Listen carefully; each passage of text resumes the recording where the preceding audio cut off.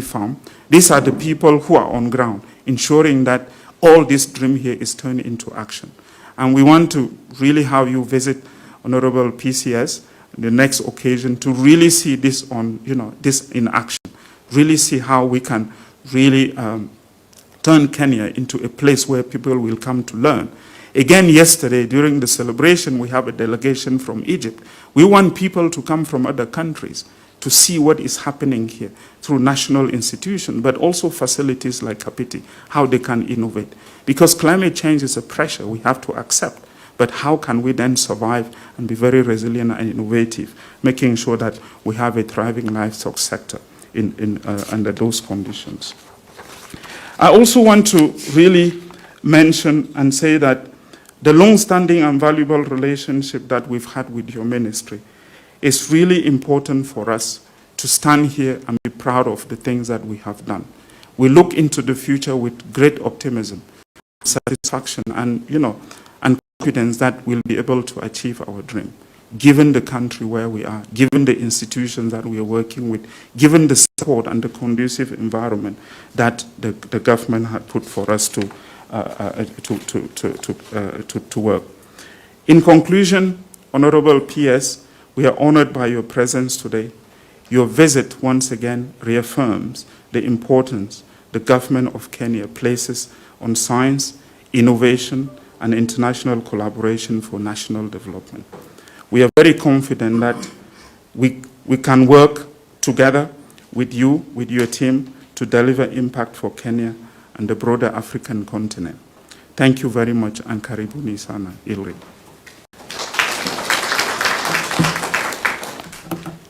Let me use this opportunity to invite the representative of KALRO to offer his remarks. Can I please invite you to the podium?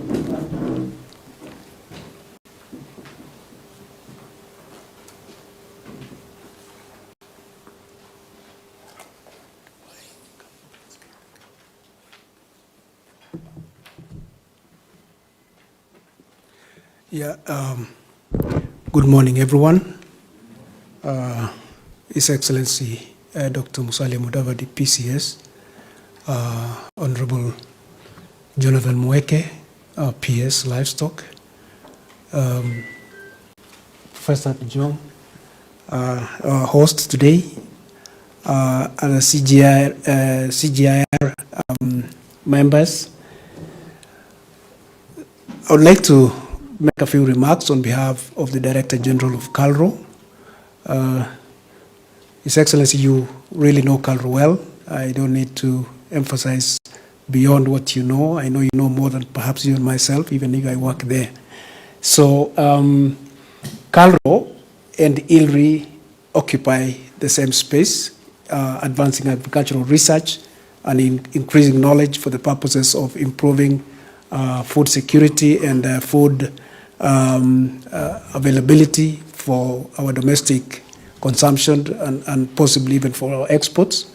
And so we are proud to be here to join ILRI in welcoming you, Your Excellency, and sharing this space together with our colleagues from the CGIR. As you know, KALRO is, although we're not a member of the CGIR, we collaborate heavily. We are a national research organization that deals with livestock, crops, natural resource management. We do socioeconomic research, and we broadly occupy the space of food production in terms of generating more knowledge and increasing the space and the scope of our production. So on that note, recently, Your Excellency, we jointly hosted with CGIR and with ILRI the Science Week that you gracefully attended and officiated, and we're very grateful for that. So KALRO also collaborates with the other CGIRs. All of them represented here have an activity or another together with KALRO, and this we are proud of. We are spread across the country, and therefore we collaborate with all research institutions that are dealing with various value chains to make sure that our research delivers to the farmer.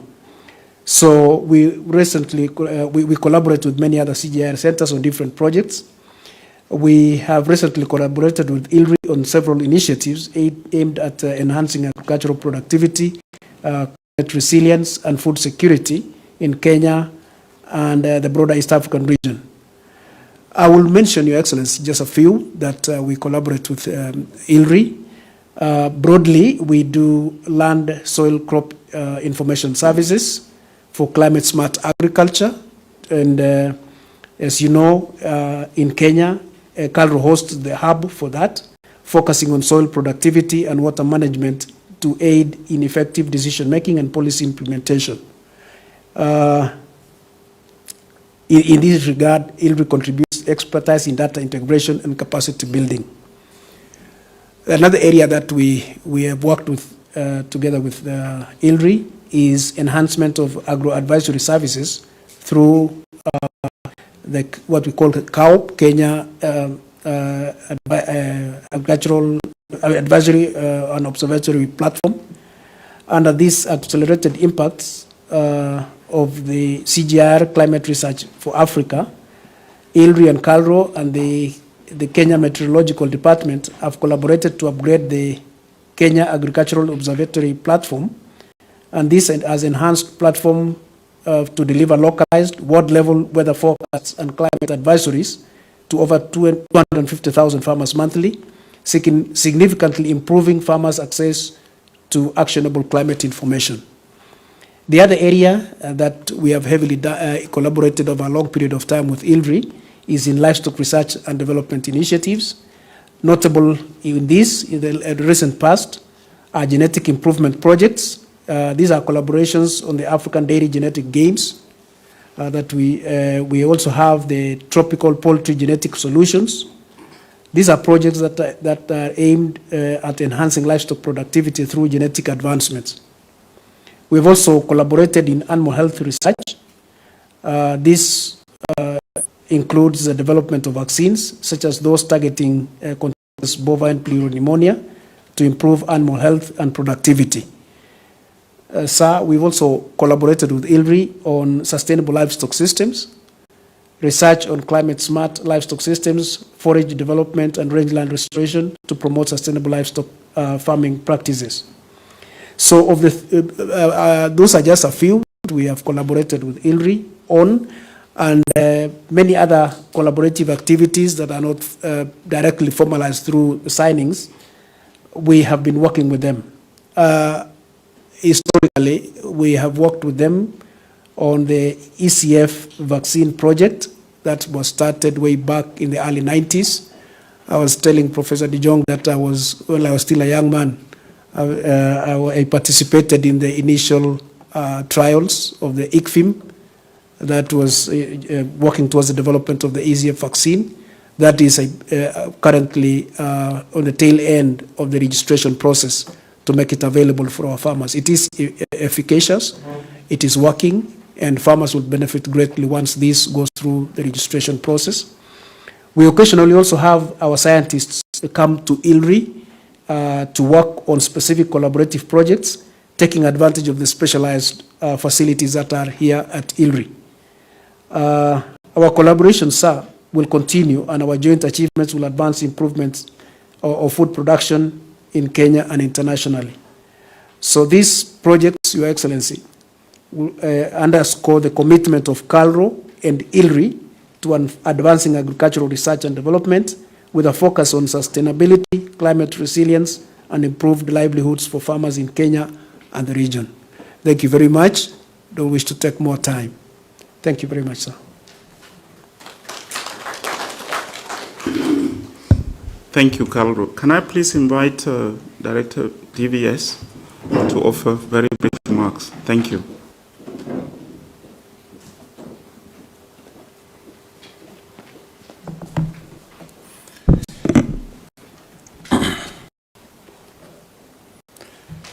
The Cabinet Secretary and Cabinet Secretary for Foreign Affairs and Diaspora Affairs, His Excellency Honorable Musalia Mudavadi, PS, State Department for Livestock Development, Honorable Jonathan Mweke, Director General, ILRI, Apollinaire Jenk, distinguished delegates, ladies and gentlemen, good morning. My name is Dr. Alan Azegele, as you've been informed. I'm the Director of Veterinary Services, and I also serve as the Chairman of the Codex Alimentarius Commission. I want to thank the Director General for this opportunity, and I just want to share a bit of the mandate of the Veterinary Services and our relationship with International Livestock Research Institutes. The Directorate has the mandate to safeguard animal, human, and environmental health, improve animal welfare, and increase animal resource productivity, and also assure safe and high-quality animal and animal products to facilitate food security and domestic and international trade. In fulfilling this mandate, Your Excellency, we work in collaboration with various ministries, departments, agencies of government, research institutions, professional associations, animal resource stakeholders, and intergovernmental and non-governmental organizations. The Directorate has had a very close collaboration with ILRI, which has been instrumental in strengthening Kenya's animal health systems, enhancing disease surveillance, and promoting evidence-based policy development. We've had generally common objectives, and these are towards improving animal health and food safety systems in Kenya with ILRI, supporting the development and improvement of the surveillance systems for transboundary and zoonotic diseases. We also have and common objectives towards strengthening research policy linkages by integrating the scientific research into national veterinary and livestock policy framework. And finally, we also have common objectives with regard to capacity building for veterinary professionals and paraprofessionals. I just want to highlight just about 3 areas that we are pursuing currently. We have a collaboration with regard to combating antimicrobial resistance, and this is through the UK-funded Fleming Fund, where ILRI is the lead grantee, and it's focused towards strengthening the capacity of Kenya to undertake surveillance for antimicrobial resistant organisms and to generate the requisite data to inform policy. Further, we through the International Center for Antimicrobial Resistance Surveillance, supported by the Danish government, we are working with ILRI in undertaking implementation research towards reducing mastitis incidence and improving antibiotic stewardship in Kenya smallholder dairy systems. As you know, the dairy value chain is one of our flagship value chains in terms of livestock transformation.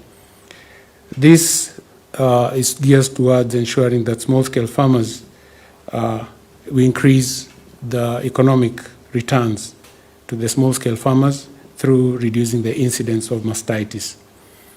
And then recently, the World Organization for Animal Health Biological Standards Commission met and accepted Kenya's request to designate ILRI as a new World Organization for Animal Health Collaboration Center for One Health. Following the Commission's meeting, the application was endorsed by the World Organization for Animal Health Council. And in this regard, and in accordance to the protocols, I will submit the application for endorsement to the Regional Commission for Africa on the 25th of this month. And then once we have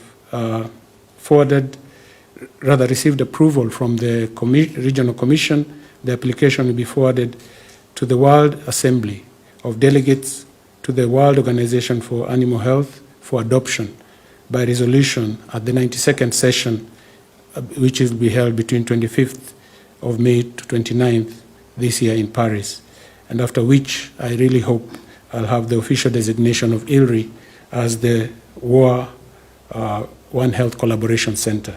So these are just some of the highlights that we've been pursuing with ILRI, and I'm grateful for the opportunity to share. Thank you. Thank you, DVS. Let me invite the representative of the Kenya Dairy Board to offer very brief remarks. Thank you.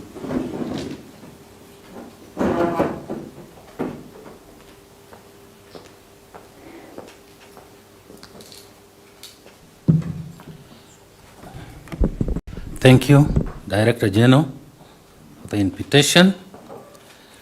My name is Peter Mutua.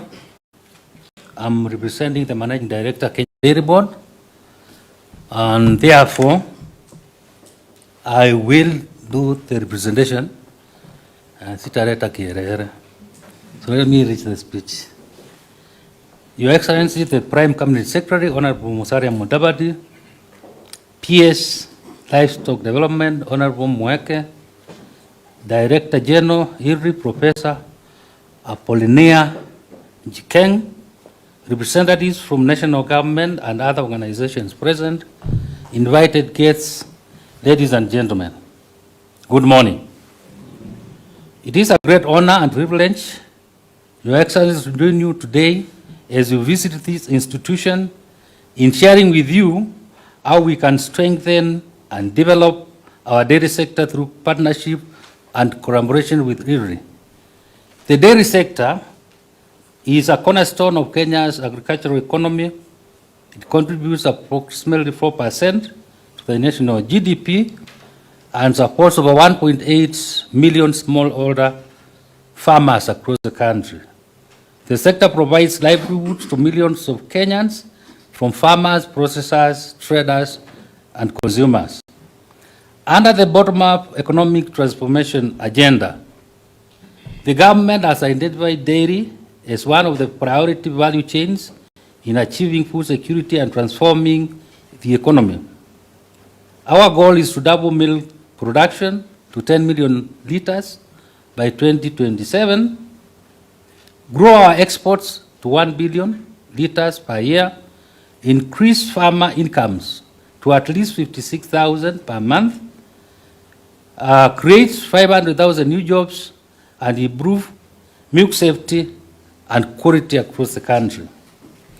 To achieve this, we are committed to empowering farmers to improve their production, enhance value addition and efficiency along the value chain, and expand markets access to dairy products locally and internationally.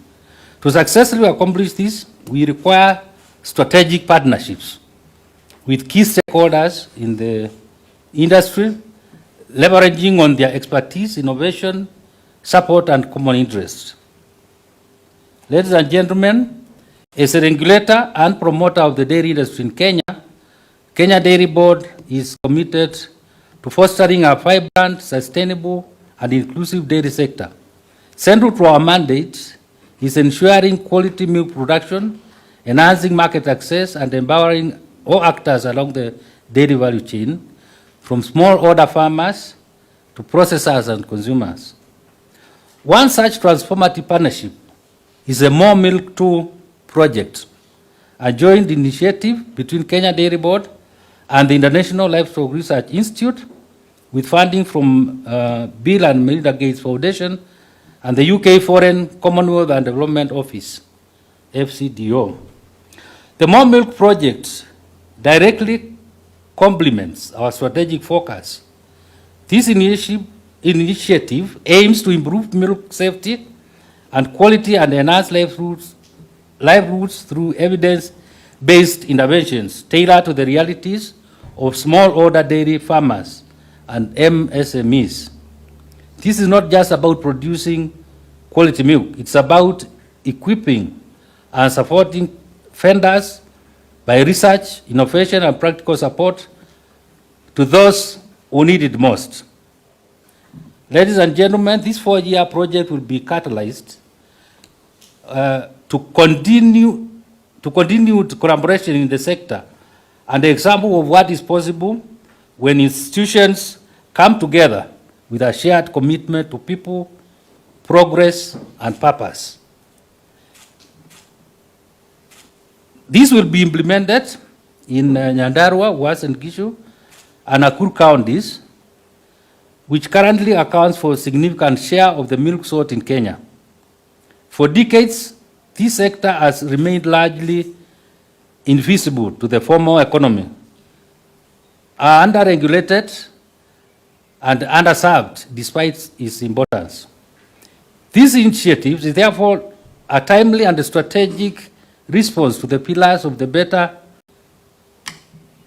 It will help us, one, to improve the health and nutrition by enhancing the safety of unpackaged milk through improved hygiene, handling and pasteurization, strengthen productivity and resilience by promoting improved feeding systems, breeding practices, and animal health interventions, enhance value addition and market access by supporting quality control systems and linking farmers to formal markets, and improve incomes and livelihoods, especially for women and youth who are critical participants in the dairy value chain.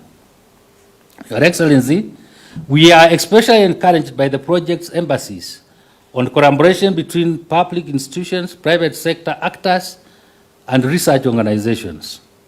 This kind of stakeholder engagement is essential for scaling up innovations and ensuring long-term impact. As Kenya Dairy Board, we remain committed to supporting implementation and upscaling of the More Milk project's outputs. We are integrating its research findings into our policies, extension services, and quality assurance programs. Moreover, we are working closely with county governments to ensure that dairy development aligns with local priorities and harnesses regional strengths. In conclusion, let me express our deep appreciation to ILRI and its partners for their tireless work and commitment to transformation of the dairy sector. To the government, to Your Excellency, we reaffirm our full support to the bottom-up economic transformation agenda and assure you of our dedication to making dairy farming a true engine of inclusive growth and national development. Thank you. Thank you. Can I please invite the representative of the Ministry of Health, representing Dr. Patrick Amoth, to offer brief remarks.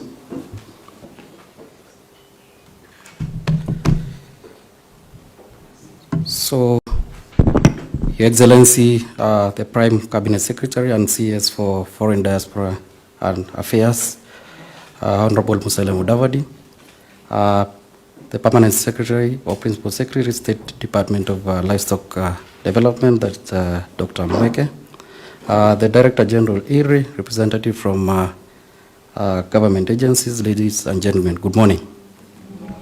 My name is Dr. Charles Chege Kariuki. I'm one of the directors in the newly established Kenya Public Health Institute, which is a new saga within the Ministry of Health, serving as the director in the Public Health, Intelligence and Population Health.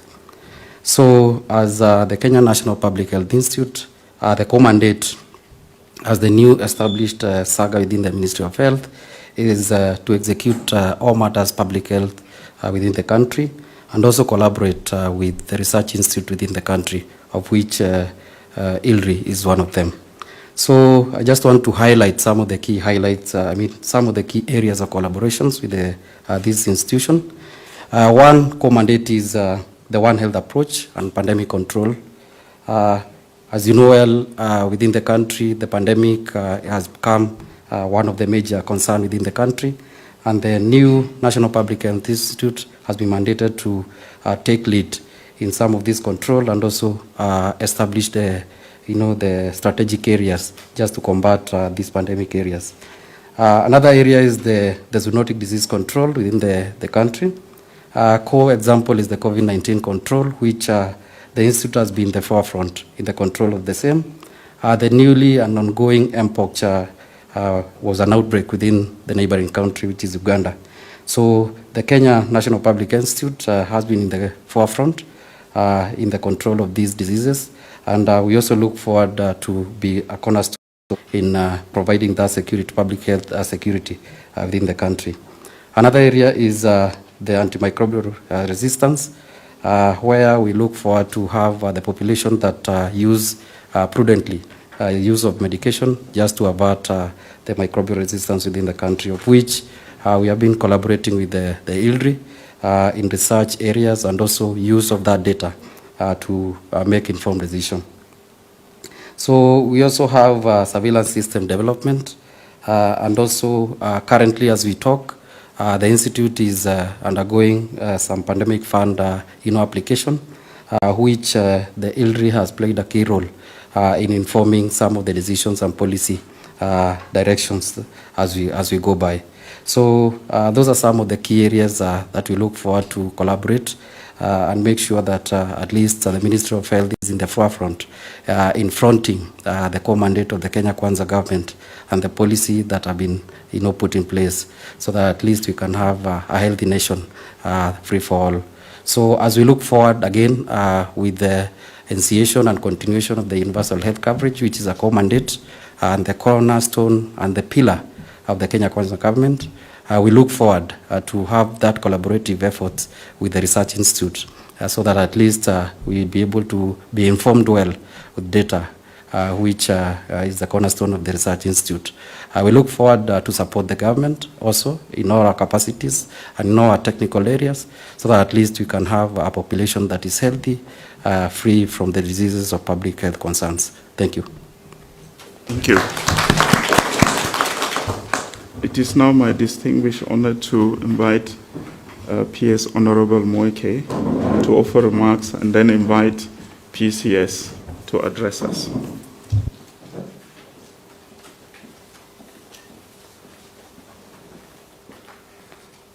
Thank you very much. Our chief guest today, Prime Cabinet Secretary and Cabinet Secretary for Foreign and Diaspora Affairs, His Excellency Dr. Musalia Mudavadi, Director General of ILRI, Professor Apollinaire Jikeng, and the leadership of other CGIR centers, colleagues, ladies and gentlemen, good morning. Sir, I'm here representing our Cabinet Secretary who is out of town and was not able to make it to this event, the Honorable Mutahi Kagwe, so he sent me to represent our ministry, and I'm very happy to be here. I'm also extremely privileged to represent the government of Kenya on the Board of Trustees of ILRI, in which we work very closely together with this institution. Your Excellency, my job here is very simple. It's really to translate what all these scientists have said into English. And I will do that as quickly as possible.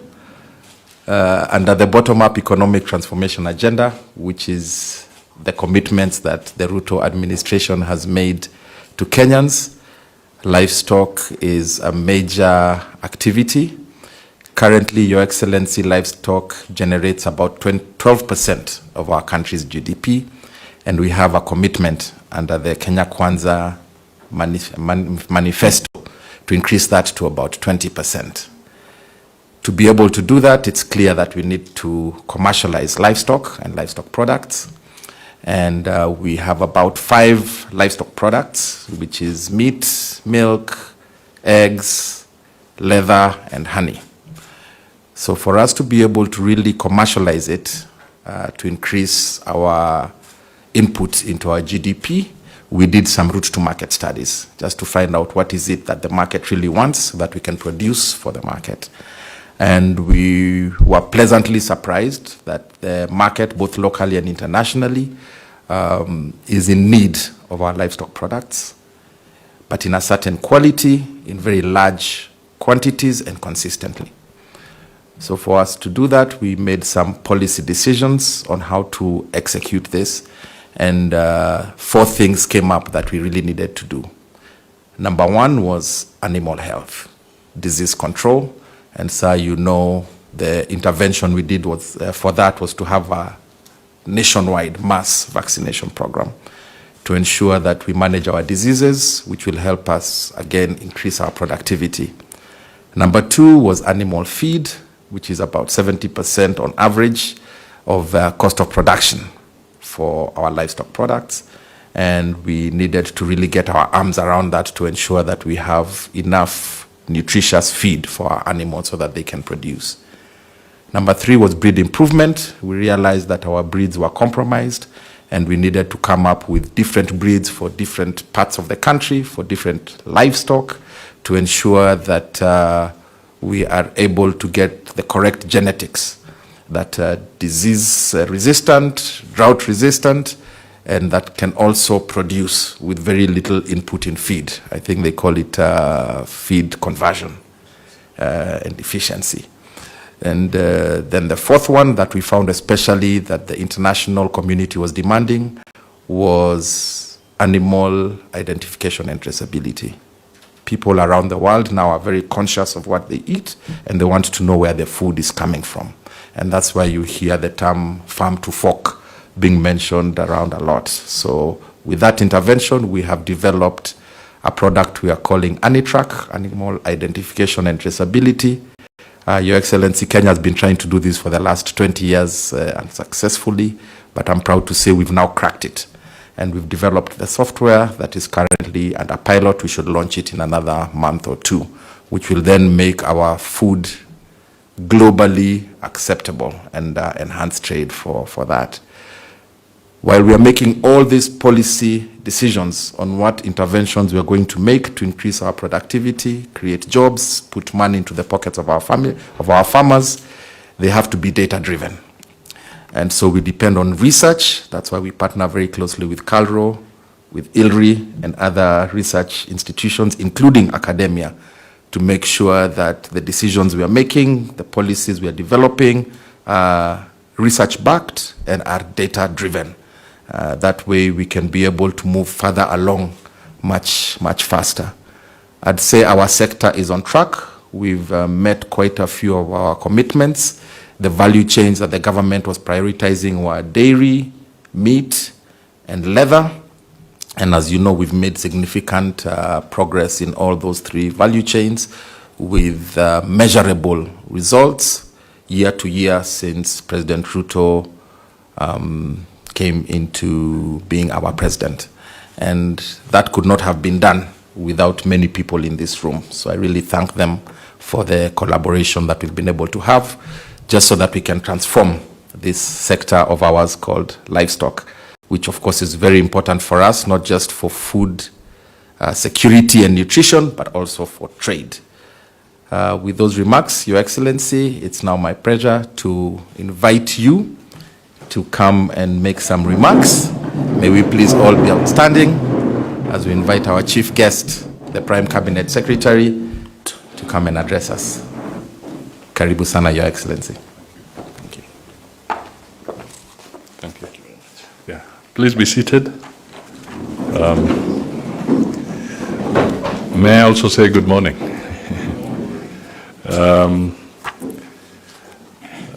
My friend Jonathan Mweke, Principal Secretary, State Department for Livestock Development, Professor Apollinaire, Director General ILRI, senior government officials present, leaders of ILRI and CGIAR research centers, partners, stakeholders, distinguished guests, ladies and gentlemen. I am delighted to join you this morning during this forum hosted by the International Livestock Research Institute. This gathering of leaders, scientists, researchers, partners, and stakeholders of the consultative group of international agricultural research institutions underlines our joint commitment to transforming agriculture and building a food-secure world for all humanity. Let me take this opportunity to appreciate ILRI, which has developed a strong partnership with the government and the people of Kenya in our agricultural sector, public health systems, and climate action agenda. Kenya is proud to host ILRI and other CGIAR research centers. You have established a world-class science hub that supports transformative programs in livestock genetics, vaccine development, land restoration, climate adaptation, and innovative food systems that enormously contribute to the global knowledge on agriculture and food security. ILRI has a long-standing collaboration with the Ministry of Agriculture and Livestock Development and key institutions under the ministry, including the Kenya Agricultural and Livestock Research Organization, the Department of Veterinary Services, the Kenya Animal Genetic Resource Center, and the Kenya Dairy Board. Some of them have been with us here. Joint initiatives by ILRI and CGIAR and these government agencies have significantly strengthened Kenya's agricultural research ecosystem, enhanced the delivery of innovations, and ensured that farmers and pastoralists on the ground benefit from practical, science-driven solutions. Furthermore, your enduring partnership with the Ministry of Health and health research institutions, including the Kenya Medical Research Institute and universities, has greatly enhanced our knowledge and systems for delivering quality healthcare. Your continued support for our testing and diagnostic systems enhances our joint commitment to a One Health approach that links human, animal, and environmental health. We also acknowledge your engagement with the Ministry of Tourism and Wildlife, particularly through the Kenya Wildlife Service. The gazettement of Kapiti Ranch as a conservancy demonstrates the potential of science-led conservation. I am aware of land-related issues, but rest assured that the government is committed to resolving them to ensure research continuity, environmental stewardship, and community benefits. These collaborative initiatives across ministries and agencies provide critical support to our agricultural sector transformation and growth strategy, enhancing the role of government as the backbone of our economy, transforming agriculture into a dynamic, modern, and commercially viable sector, will enable us to deliver food and nutrition security, create jobs, and drive inclusive growth in line with the government's bottom-up economic transformation agenda. Your continued support will enhance the key elements of the strategy, including improving market access and security, and guarantee better returns for farmers, ensuring affordable food for our citizens, enhancing agricultural exports, and reducing trade deficits, at the same time expanding value-added commercial agriculture and empowering the youth and women in agribusiness. Our target is to grow agriculture's gross domestic product by 6% annually to $3.9 billion by 2029, driven by high-impact value chains in dairy, horticulture, rice, and grains. Smallholder farmers are at the center of this agricultural transformation journey. Through input financing, digital platforms, agribusiness training, and infrastructure investments, we aim to raise the average incomes of 3.3 million small-scale producers by at least 35%, lifting communities out of poverty and building their resilience to climate shocks. The success of our strategy will depend on how we manage climate change risks, including prolonged droughts, unpredictable rainfall, floods, and soil degradation.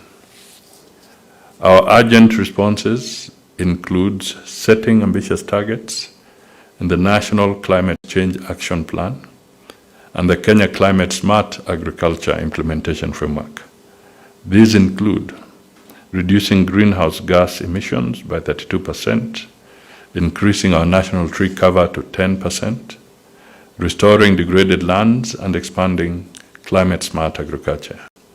We are investing more in soil health, agroforestry, renewable energy, efficient rice production, and sustainable land management. Greater collaboration with ILRI and CGIAR, particularly in data technology, financing, and capacity, will enable us to achieve our goals. Let us jointly develop climate-resilient technologies and decision tools, enhance monitoring, reporting and verification, scale up inclusive farmer-centered innovations, and engage our youth in climate-smart agribusiness. Together, we need to tackle systemic challenges to the growth potential of our agricultural sector. These include high post-harvest losses, inadequate market linkages, and rural infrastructure, insecure land tenure, low adoption of climate-smart agriculture practices, fragmented institutional coordination, and low access to affordable financing. The moment is here for all of us as government, researchers, private sector, farm organizations, partners, and other stakeholders to deepen our collaboration in translating science into scalable action. You have the knowledge, partnerships, and global platforms to accelerate transformation. Deliver evidence-based solutions that help to improve farm-level outcomes and enable us to build a productive, nutritious, and climate-resilient and equitable food system. Let us define a sustainable roadmap from research for knowledge to research for transformation, and walk this journey together, driven by our common vision of prosperity for our people and our planet. Asante sana. But before I move off from here, let me just pick up a few things. First, I really appreciate that I've had an opportunity to spend the morning with you today. When we met earlier, we made this date, as it were. So, in simple language, we did not bounce each other on this one. So I'm happy that we have honored this commitment. First, let me assure you that from the government perspective, we will continue to work together. That's why I came here, to really reassure you that it is our intention now and into the future that we continue partnering very, very closely. From the Ministry of Foreign Affairs, you have good collaboration. I have my ambassador there, McKenna, and we are going to review the Privileges and Immunities Act, because we want to refine the environment that will help us work with the international community even more closely as we go forward. As you are aware, we host the UNEP and Habitat, and there's massive investment that is programmed to really consolidate Nairobi as a critical hub for the global south. And therefore, in anticipation of what is likely to be happening here, we have to relook at the Powers and Privileges Act to make it more user-friendly and more accommodating to the changes that are taking place. The second thing that maybe I just want to point out is to state that you referred to us graduating from position 8 as to position 6 in terms of economic size in the continent. That is good progress. And I really mean what we said when we had grounds yesterday, that this could not have happened without the input of our human resource at whatever level and in whatever sector that they are involved in. You will appreciate that our mineral resources are very limited, at least so far. We haven't really gone into that space. We are now looking at the blue economy. We are looking at growth in our service sector and so forth. So, primarily,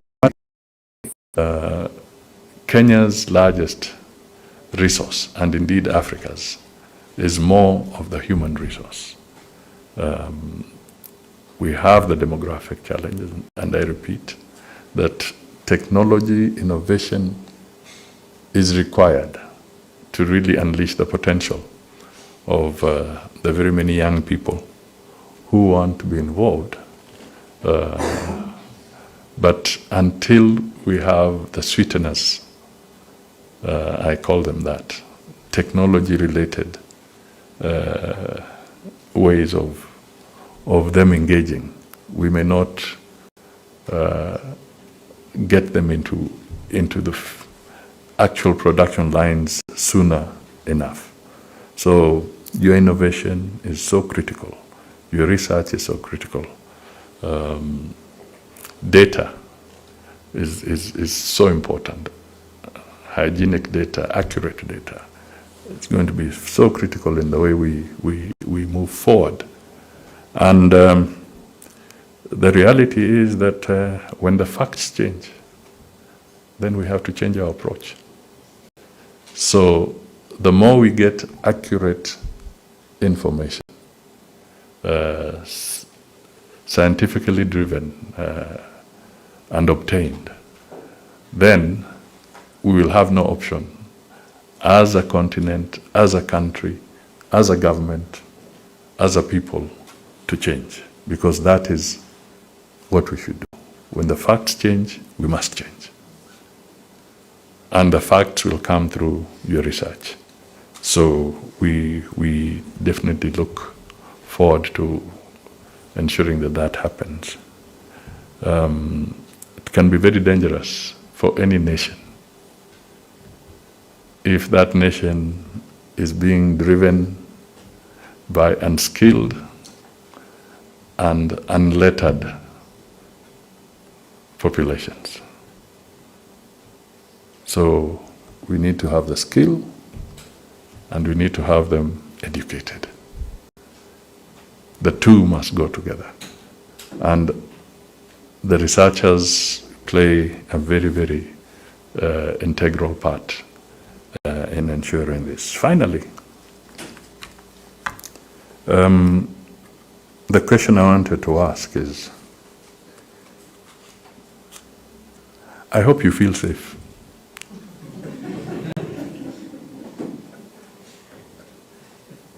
That is very important, because we normally take this particular question for granted.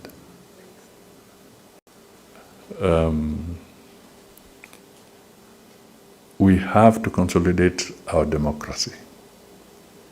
We have to consolidate our democratic practices. We have to have people talking and working freely. That is how we build a better nation. So I asked you that question. Do you feel safe? And the answer is yes. This is important because we take this space for granted. And one needs to just take a step back and reflect.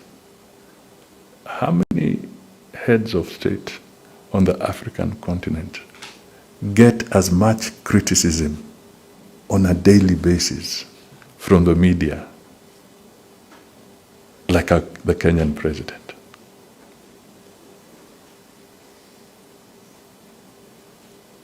And how many of them would tolerate it?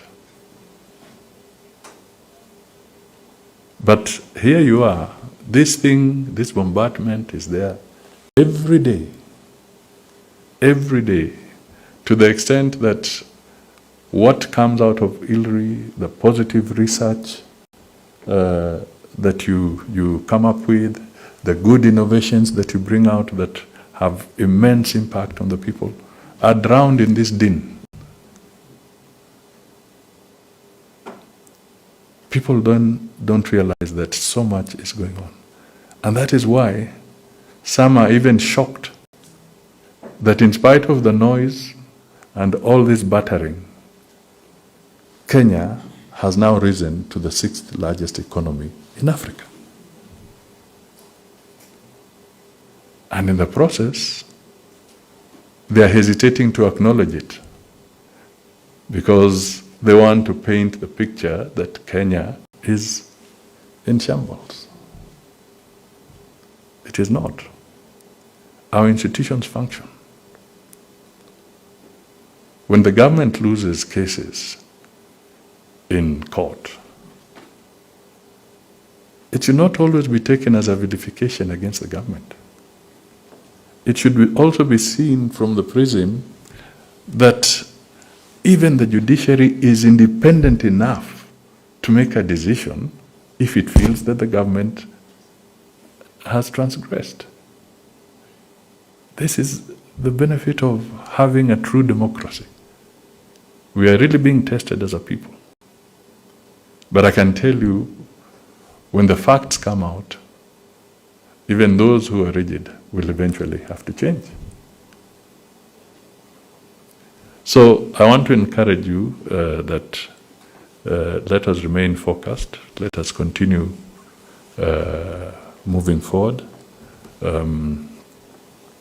The country will always have its elections in the cycle, as agreed in our constitution.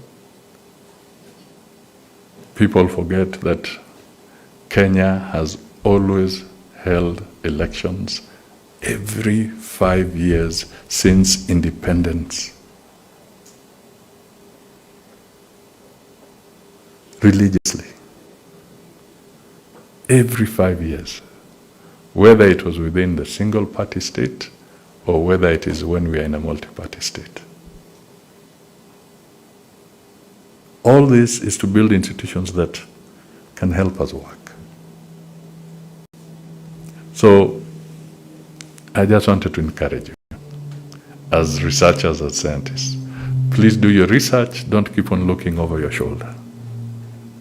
We want you to really focus and give good results for the people.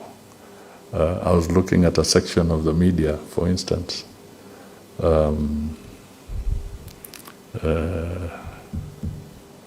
I'm not saying that people who have done the wrong things should get away scot-free. But we had a bad week, the Gen Z week, sometime last year. We hope that we don't see that again going into the future. But 3 weeks after Kenya's Gen Z debacle, I think it was somewhere in the UK, saw another technology-driven episode. And people were ramming into people's houses and causing mayhem and creating matters of insecurity or dealing with it. But one thing that people forgot, that the courts in the UK took only 2 weeks and they locked up some of those transgressors for up to 3 years. Whether it was a court in Liverpool or a court where, these people were jailed within 3 weeks for between 2 years to 3 years. Do you know, in Kenya's situation, no Gen Z was jailed.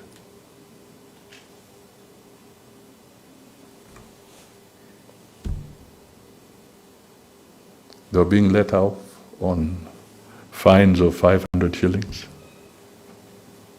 bonds. There you are.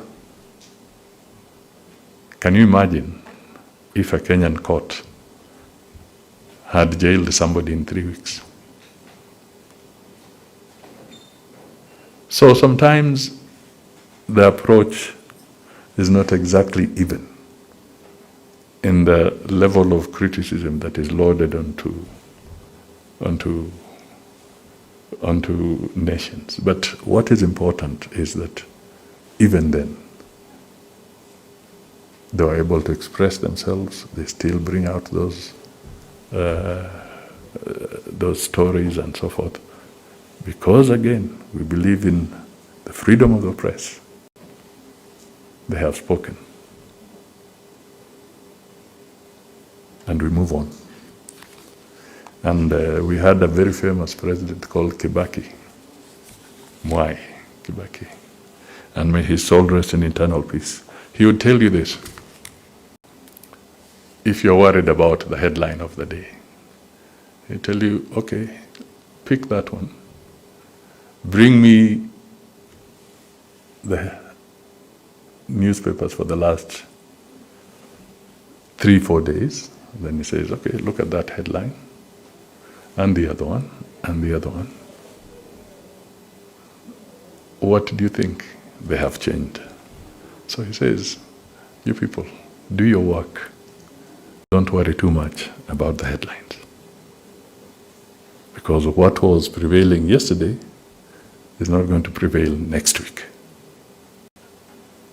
So I walk away from this podium with those words reverberating, that let us soldier on, and your research is good for the country, for Africa. Let us push it as we go ahead. And I can assure you that the government of Kenya will continue to protect all Kenyans, all foreigners, all investors, all partners, all institutions that operate within the country.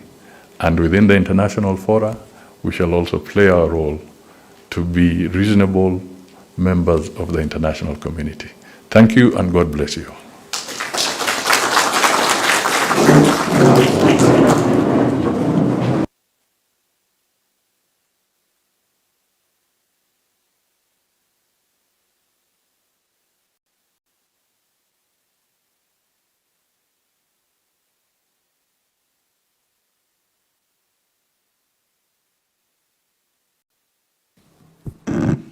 Excellency, thank you for the remarks. Thank you for the word of wisdom.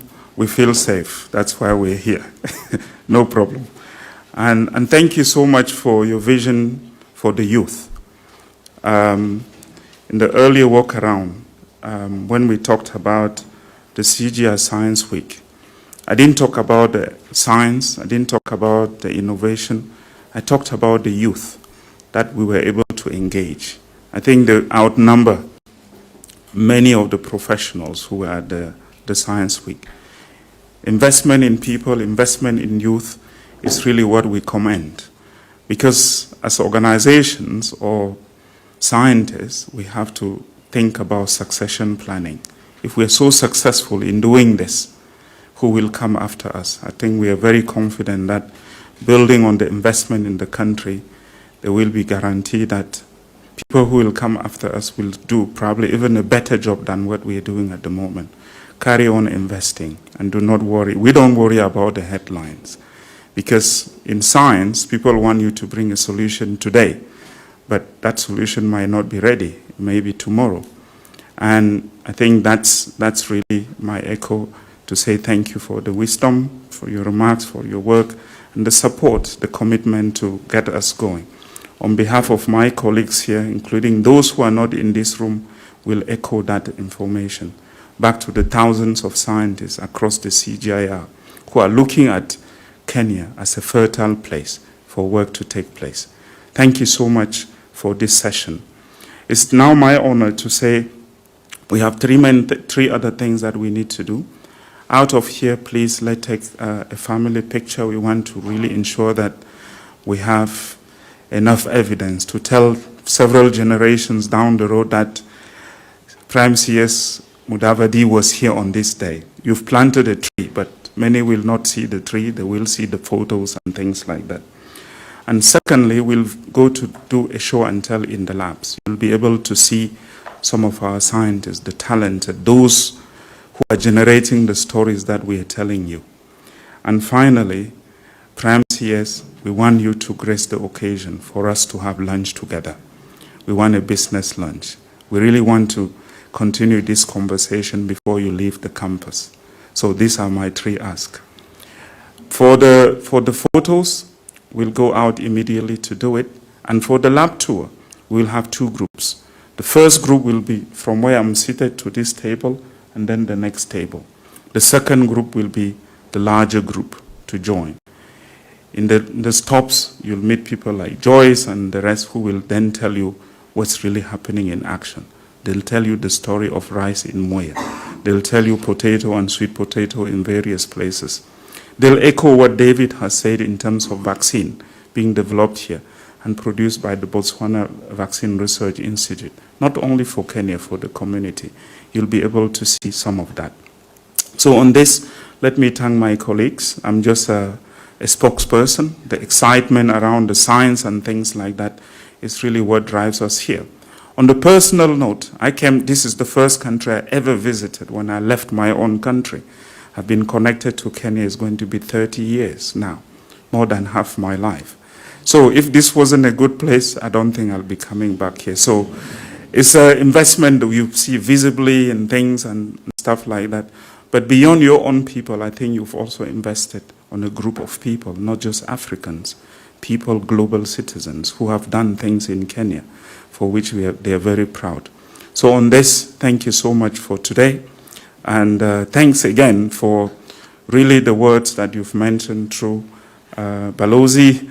I think we'll continue to do the business. Thanks for really adjusting the system to accommodate us more, ensuring that moving forward, we want to look at the next 50 years with, without concern that are we going to operate, we'll be sure that we operate.